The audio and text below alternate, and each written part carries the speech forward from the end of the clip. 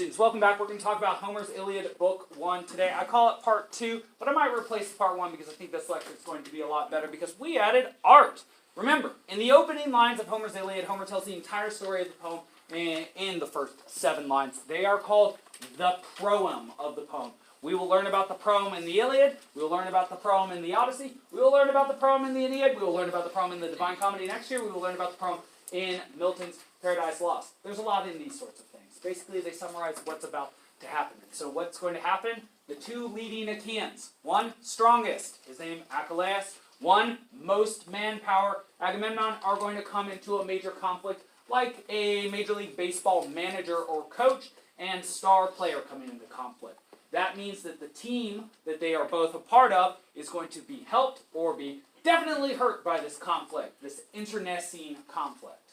We all say, hurt, of course. So there's a problem that begins this story. Very good. Here's a beautiful picture from the 19th century. That is about 2,700 years after the Iliad was first sung by Jacques-Louis David. And as you can see, this is obviously Achilles being rather unhappy with Agamemnon here and reaching for his sword, and so you can tell that he's rather unhappy. These 2 ladies here, one I would imagine is his concubine Briseis, and one is, I don't know, sometimes I think she's Hera because of that crown, and sometimes I think otherwise. I'm just not quite sure. I'd have to look it up. It's beautiful art though, isn't it? In any case, because of their prideful conflict with each other, many people on both sides of the war, the Trojans, who are our enemies, and the Achaeans, also called Argives and Danaans, will die. When you are a part of a war effort, and you are a major player in that war effort, say you're the best warrior, well, people rely on you to be on the battlefield. And in fact, Achilles has such a major effect on the battle that they have never lost, the Achaeans. They have won 23 battles against Trojan allies, sacked 23 cities of Trojan allies under Achilles. Do you think you would feel pretty confident being on the battlefield with Achilles with those sorts of numbers? What is your win percentage at this point in the war after almost 10 years? Yes? 100%. It's essentially a guarantee when he's on the field. He's going to be off the field soon. How do you think people are going to feel without their lightning rod, without their, it's sort of like cheat code to win. They're going to lose their spirit. They're going to lose also quite a bit of ability, and many of them are going to lose their lives. Oof. Why does it start? It starts for the same reason that the Trojan War started. A girl gets taken from a boy. A woman gets taken from a man, though it is slightly different. Whereas Helen was the princess, or rather queen of Sparta, and she was taken from Menelaus by a foreign prince named Paris, here we will have a concubine, remember, a slave girl, taken from the recently sacked city of Thebe, named Briseis, taken from Achilles. My goodness. And he will be taken by Agamemnon. And Achilles will actually later make the point in Book 9 that, well, if I'm fighting a war based on the fact that a woman was unjustly taken away from a man, and my concubine, who was a woman, was unjustly taken away from me by a man, why should I stay in this war? That seems like utter hypocrisy. And that's not a bad point, though there are, I would say, some differences in the situation. Obviously, queen and concubine are not the same sort of rank or role. Keep that in mind. In any case, Chryses is Agamemnon's new concubine. Ooh, very nice. Shiny new concubine given to him from the city of Thebe.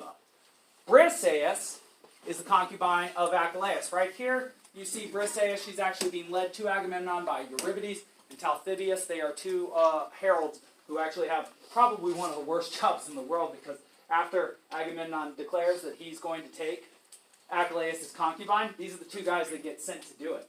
Just imagine. He's the greatest warrior of all time. He's got a terrible attitude. You've seen him almost draw his sword and kill the king, and now you, kind of a punk little herald, nothing essentially, have to go tell him that he has to give you his prized possession. Probably they all assume that he's going to do what to them? Like you would do to a bug on your skin. Yeah, smash it. Destroy it. That's exactly right. And actually they are described as shivering in front of him. And he's actually like, deities, I'm not angry at you little peasants. You pawns. You You nothings, I'm angry at the big dog, Agamemnon. In any case, remember from yesterday, Chryses, the father of Chryseis, is unhappy about his only daughter becoming a slave. He is a priest of Apollo. He walks into the camp of the Achaeans. He says, Agamemnon, I've brought you ransom. He doesn't even just beg. He brings a ransom. He says, Agamemnon, please give me my daughter back. I want her back so badly. I'll give you all this ransom. And the Achaeans, they all say, nay or yay. Yay! Yes, yay. They say, give her back. This is a beautiful story. That'd be a great thing to do, Agamemnon. Agamemnon says no. And in fact, he threatens Chryses. Bad move. Chryses is the priest of Apollo. Apollo is a massively powerful god. And within the context of the Iliad, not only is he real, but he can do things like shoot arrows. Arrows that have plague. Arrows that have plague that then hit the animals, that are then eaten by the Achaeans. Now the Achaeans have what? Plague! And Agamemnon refuses to do anything about it. So Achilleus, his strongest warrior, calls an assembly. And at that assembly, he says, we need somebody to figure out what we need to do.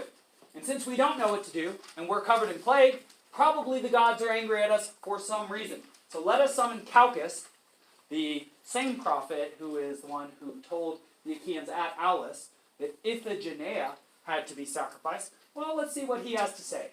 Well, the first thing Kalchas says is, I don't want to say what I have to say. Achilles says, I don't know why you don't want to say what you have to say, but even if what you have to say will go against what Agamemnon wants, and he will want to kill you, I will defend you. Ooh. Not only has Achilles now called an assembly outside of the scope of command, gone around Agamemnon, now he's even sort of threatened him a little bit. Kalchas, if you say something that involves Agamemnon losing something that he wants, and then he wants to kill you, he'll have to go through me. Ooh, there's tension in the air. There's quite a bit of tension, not to mention the fact that there's also obviously a plague going on, which is making people all feel pretty what? Nervous, scared, right? It's plague. I mean, you'll learn about this next year when we go through Shakespeare. Shakespeare's career was cut. 2 years were destroyed of his career, where he wrote 2 big poems, because there's plague going through Britain. Plague's a big deal. I mean, it destroyed a third, like during the Black Death, it destroyed a third of Europe in 6 years.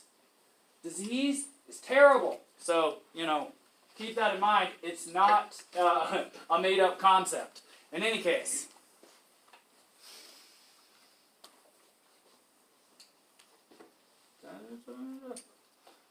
this is what Kalchas says. Ooh, Agamemnon, you're going to hate me. But what you need to do is give Chryses his daughter, Chryseis, back. Because you, by insulting his priest, have angered Apollo. Well, Agamemnon flies into a rage. 2 reasons. One is this. Kalchas, do you only ever give me bad news? Answer is essentially yes. Second reason is, he's the only person of all the Achaeans who has to give back his gift, his reward, his trophy from this most recent sacking. Well, in his mind, as king, he deserves the most. And in this case, he's going to be getting the least. You might say that this is a very selfish way of looking at being a king. Because you might imagine that why a king exists is not to receive every gift, but to be able to give every gift. Like a sort of real-life Santa Claus. Well, that is not Agamemnon's perspective at all. Not all. Achilleus says, listen, Agamemnon, you have to give her back, or this plague will destroy us. Agamemnon then responds, well, if I have to give back my concubine, I need a new one. Achilleus says, we don't have them in a pen like pigs, waiting to just dole them out to people. The concubines have been allocated to people. So if Agamemnon wants a new one, what does he have to do? He has to take one from someone else. Well, who's just called an assembly?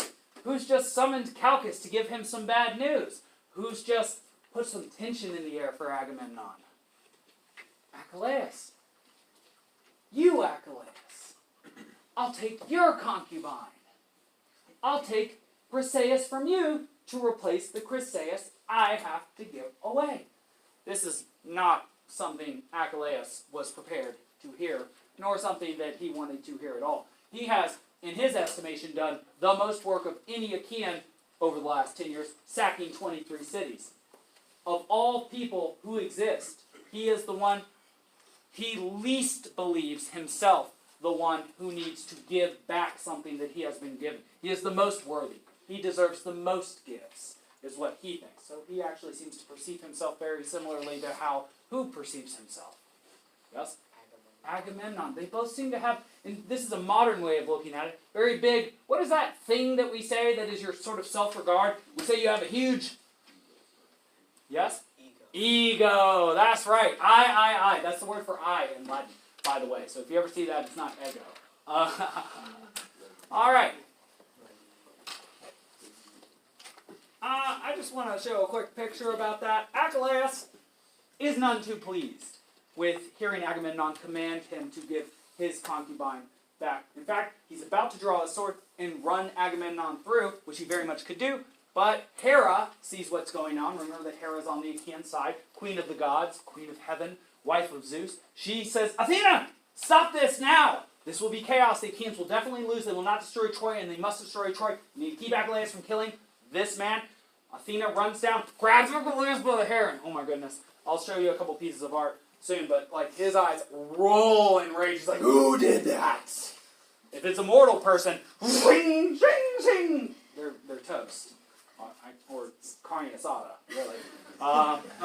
But because you're red meat. But it's a goddess, and so there will be no slashing Athena to pieces. And she says, listen, Achilleus, Hera and I, we love you and Agamemnon equally. Boom, that's the real moment for Achilleus. Achilleus has always looked down on Agamemnon. Agamemnon is no son of a goddess. Agamemnon is not nearly invulnerable. He's just a man, as far as Achilleus is concerned. Achilleus is half divine, except for in this moment when the gods, these goddesses, these chief goddesses, say that Agamemnon is held in equal regard to Achilleus. It's a shocking moment. It's a revelation. He has to totally reevaluate how he looks at himself. Because as far as he was concerned, he was more than a man. But how do the gods look at him? As just a man. And you might say that that doesn't seem like much of a revelation. But there is a very important part of that revelation. Because what is it that happens to men at the end of their lives? They very much die. And so regardless of how great Achilleus is, he will very much do the same thing that every human ever, regardless of their ability and talent, has done, which is what? Die. And this is shocking to him. It's something he's never thought about. It's almost like he's a metaphor for a young person who spent their entire life trying to become more and more gifted, to become more and more valuable to the community around them, just to realize that once they get to their pinnacle, what starts to happen? They start to fade, or they're cut down at that time. It's a very hard realization, I would say, for any human to come to. And Achilleus comes to it right in front of us, right now. Wow. All right. Is this my next slide? No. That one? That one? That one? Are we sure? Did we really not do that? Did I talk about that without even saying? Okay, so let's go through these very fast then. So the aftermath.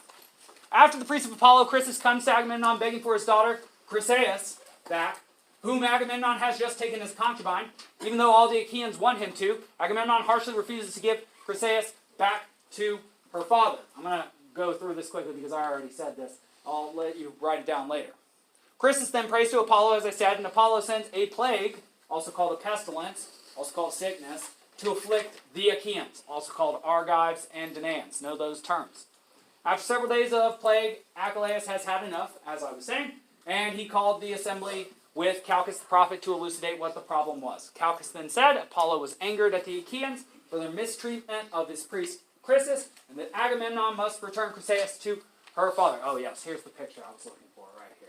This is very good. That's Athena obviously grabbing Achilleus' hair. Because Agamemnon and then Achilleus argue. And Athena is actually the one, goddess of wisdom, who must keep Achilleus from striking Agamemnon down by his, or she keeps Achilleus from striking Agamemnon down by grabbing Achilleus' hair, which is, sort of a humiliating thing. Think about being given a nogi or something like that. In any case.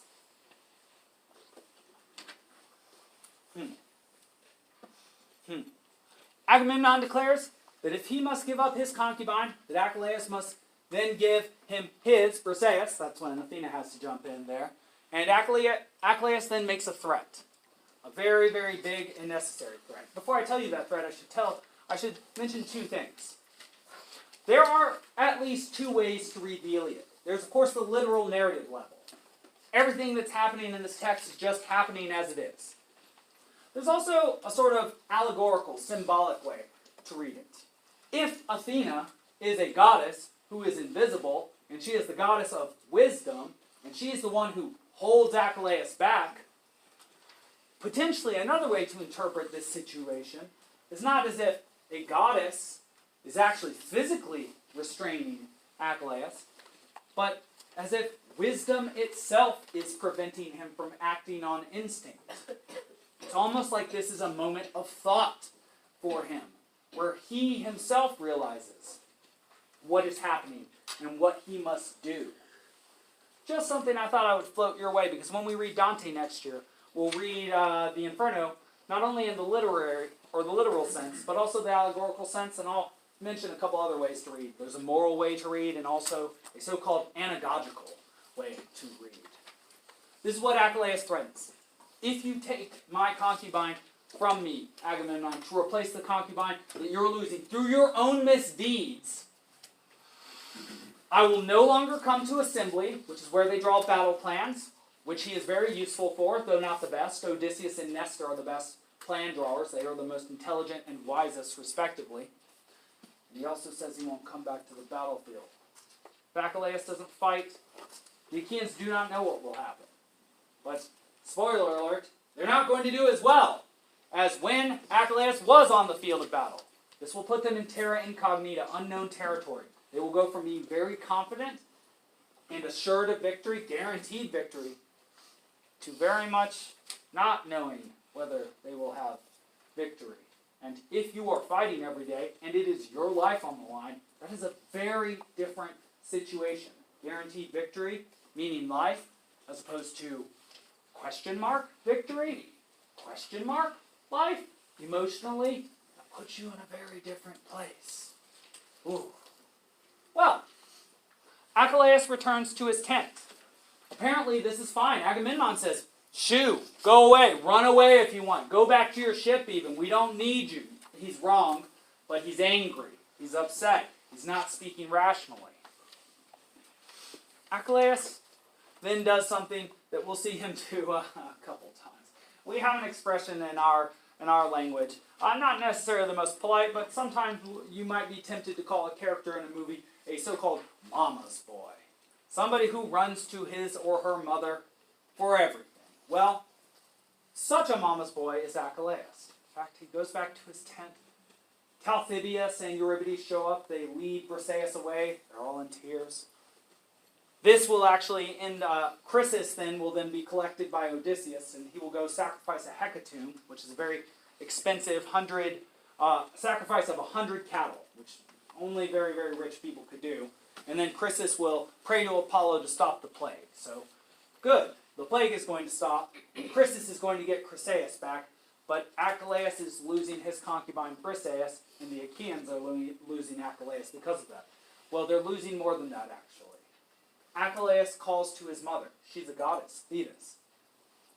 And this is how much his favor has turned from his own people. Now remember, he leads his own contingent of people. He had 50 ships of Myrmidons.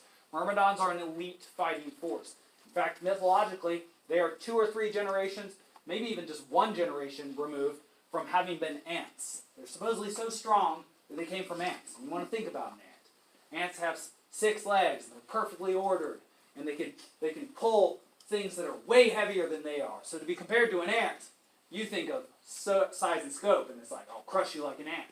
But think about a large ant, as big as you. Who's crushing whom, then? The ant crushes you. That's sort of like the Myrmidons. They're like walking tanks. They're studs. They're incredible. they're not going to fight anymore either. They're actually going to be hanging out throwing discus near Achilleus while he's playing the harp. Essentially, it's a lyre. It's a sort of harp. But this is what he does. He calls his mom, and he says, Mom, I can't believe that he can't just my concubine for a man. It's so unfair. You, Mom, you always said that Zeus owed you one. If he really owed you one, there's something that I need for you to do. I need you to go to Zeus, and I need you to ask him to harm the Achaeans for dishonoring me. I want you to think about how traitorous a statement that is. He is on the Achaean side. He now wants the Achaeans to be hurt because of the actions of one man, Agamemnon, their leader, and because of one concubine being taken from him. He, of course, has multiple concubines. We will see one of his concubines at the end of Book 9 when he goes back to sleep. And so he's totally turned against his own people. Now, something I want you to keep in mind is that amongst the Achaeans, his army, you would imagine he also has what?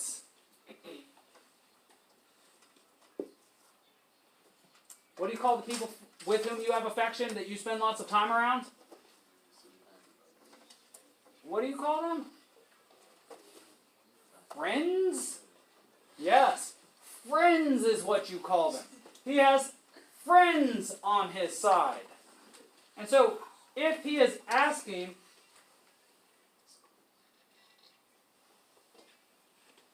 for the Achaeans to be harmed, then he is potentially putting his own friends in harm's way. Do you think he thought that through? Absolutely not. Do you think that will have massive consequences for him personally? Yes, because what do we know about Greek mythology? Yes? No one ever gets away with anything. There are always consequences to your actions. In fact, if you really think about it, that's the most obvious truth in the world. Do one thing, something else happens. It even physically is true. Newton taught us that a few hundred years ago. In any case, this is what Thetis does. She flies up to Zeus. She supplicates him. How you supplicate somebody is you get on your knees, one hand on knee, one hand on chin. It is pure subservience. It is saying, if you want to cut off my head right now, you can, but please don't. And we will see somebody's head get cut off while supplicating by Agamemnon. We'll also see a couple people, we'll see one guy get his arms chopped off and then get kicked down a hill like a log. That's actually literally how it's described. I think his name is Hephaistos. We'll see it soon. In any case, Thetis says, please harm the Achaeans. Zeus says, I can't do that. Hera is my wife. Hera's on the Achaean side. She will yell at me forever. We already have tension because I've cheated on her a million times. But Thetis reminds him. She says, one time, remember, you were bound by Athena, Hera, and Poseidon. And I summoned a 50-headed, 100-armed monster named Briseis, one of the Hecatoncheires, the 100-handed ones, to free you. So you owe me one. And what I need you to do is go against your wife, Hera. And what I need you to do is to harm the Achaeans in order to honor my son until his will is done. And so Zeus nods his terrible head. An earthquake hits Olympus, and so will his will be done. What will now happen to the Achaeans over the next several books of the Iliad? Will they lose or will they be winning? They will be losing. They will experience loss for the first time in the same way that Achilleus has experienced loss for the first time. Very good. Now, the end of Book 1 is slightly odd. We shoot up to Olympus amongst the gods because, well, there's just been an earthquake. Thetis was just supplicating Zeus, and Hera, she can always sniff out what's wrong. What she seems to see is, if Thetis has just come up to Olympus and supplicated Zeus, he's probably given her something that I did not want him to give to her. Well, Hera wants the Achaeans to win. Now Zeus is going to help the Trojans win. How is this going to make Hera feel towards Zeus, her husband? Good or bad? Angry or happy? Rather angry. In fact, she yells at Zeus. And that's where I want you to open up to page 89. Very quickly, please. I would like you to see this exchange. This is our last slide of the day, so don't worry. I'm going to start reading just before you get there. It is page 89. I'm starting around the middle of the page. 5:27. He spoke, the son of Cronos, and nodded his head with the dark brows. and the immortally anointed hair of the great god swept from his divine head, and all Olympus was shaken. Earthquakes, mythologically very relevant. We'll see earthquakes even in the Divine Comedy next year in the Purgatorio. So these two had made their plans separated, and Thetis leapt down again from shining Olympus into the sea's depth.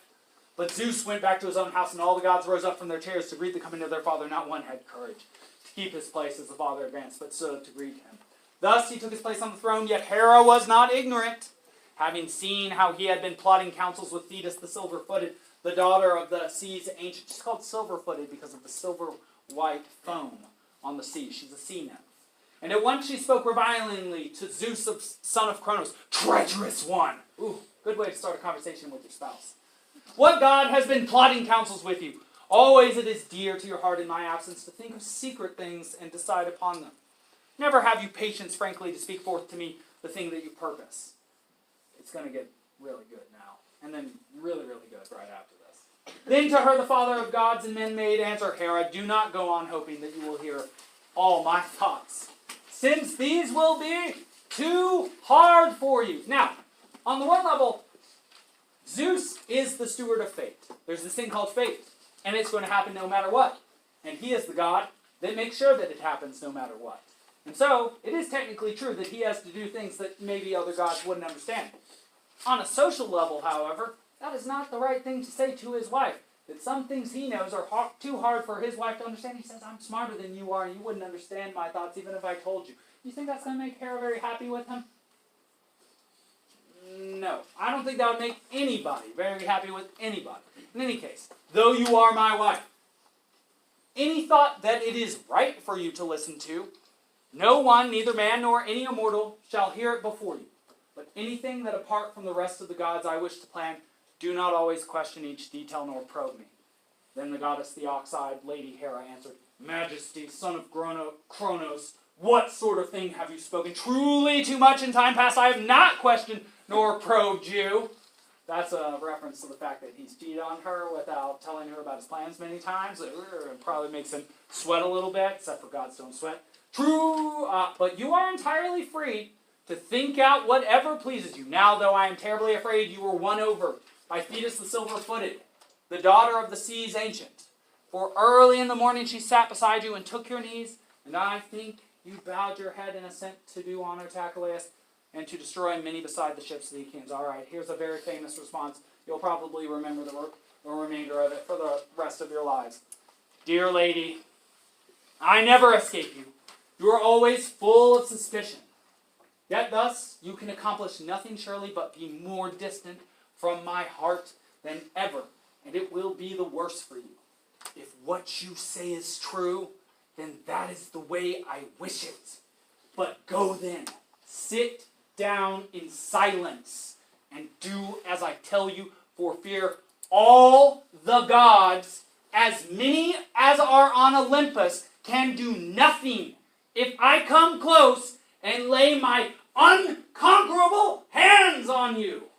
Whew. What? Has he just threatened physical violence to his wife if she does not show up right in front of him right now?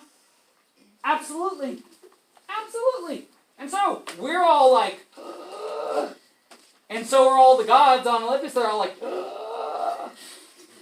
And so we need some comic relief. The ugliest god, the gods are all beautiful, and this is actually going to be pretty sad because he will get cheated on because he's ugly at some point in the Odyssey. We'll talk about that. Hephaistos, with his funny-looking limp, gets up and starts bumbling around. And actually, it's very sad because, these gods, they're not necessarily nice, nor necessarily good. They all start laughing at him. He starts pouring wine for everybody. And they're all like, how could we be mad right now? This guy looks so ridiculous. But what he does is he gets between Hera and Zeus. He says, Hera, remember last time you guys got in a fight? And I got between y'all to try and, protect you? And then I got thrown off Olympus. I fell for 10 days. And now I have a terrible limp. 2 reasons why Hephaestus might have a limp. Birth defect, sadly, or because he got thrown off Olympus by Zeus once. In any case, he is defective as a god, though he makes the most beautiful things. He will make beautiful armor for Achilleus, a beautiful shield that we'll talk about for an entire day, and he made all the homes of the gods. And so, though he is not physically beautiful, he can bring beauty into existence. In any case, he gets between Hera and Zeus. He pours nectar for them because they don't drink wine, because they are not physical creatures. They drink nectar. They eat ambrosia. And Hera and Zeus maintain their peace. And that's how Book 1 comes to an end. Any questions?